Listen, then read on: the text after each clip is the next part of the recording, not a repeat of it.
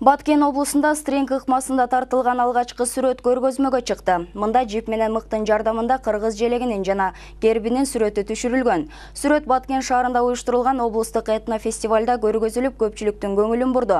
Биз Кыргызстандын жараныбыз аталышындагы этнофестивалга Баткен облусунда жашаган түрдүү улуттардын да кол өнөрчүлүгү жана улуттук кийимдери коюлду. Онго жакын улуттардын нарк-населин, түпкү тарыхын тааныткан маданий иш-чарадан кабарчыбыз сөз кылат. Кыргыздын улуттук кол өнөрчүлүгүн өнүктүрмөкчүмүн.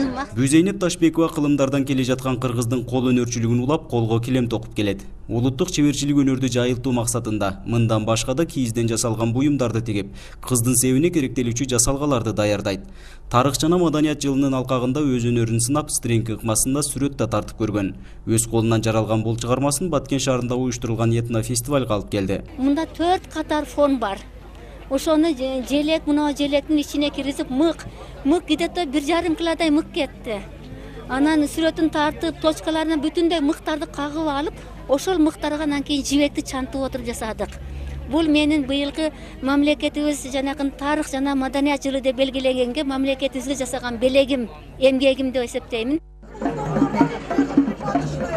Этнофестивалда көп улуттардын өкүлдөрү жашаган Айдеркен шаарчасынан орус, татар, белорус элдеринин улуттук буюмдары да көргөзмөгө коюлду.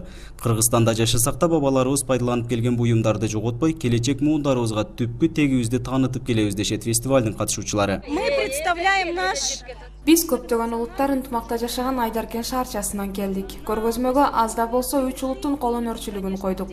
Бул жердеги буюмдар орус, белорус, татар улуттарынын кол өнөрчүлүгү. Жыгачтан жасалган ар кандай буюмдарыбыз да бар. А бул болсо орус элинин матрешкасы. Туристтер да Орусияга барганда матрешканы албастан кетишпейт. Из России без традиционной матрешки. Этнофестиваль Баткен облусунда жашаган бардык улуттардын нарк-населин, түпкү тарыхын даңазалаган өнөр адамдарынын башын бириктирди.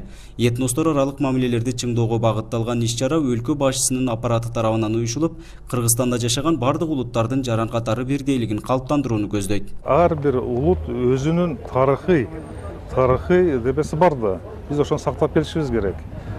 Кыргызстан жалпы өзүнчө биз бир элбиз. Кыргызстан жараны олтуруп биз өзүн эсептешибиз керек. Бирок ар бир улут өзүнүн маданияты сактап жүргөнгө биз мүмкүнчүлүк беришибиз керек да. Маданий жагынан болобу, тарых жагынан болобу, ошону биз сактап туруп, жаш муундарга өткөрүп беришибиз керек. Баткен облусунда жашаган улуттардын ынтымагын чыңдоону көздөгөн этнофестивалга 10го жакын улуттардын кол өнөрчүлүгү, улуттук кийимдери көргөзмөгө коюлду. Мындай иш-чаралар өлкөбүздүн бардык аймактарында 2010-жылдан тарта өткөрүлүп келет. Нургазы Жайнаков, Азатбек Курбанбеков, 7 канал Баткен өкүлчүлүгү.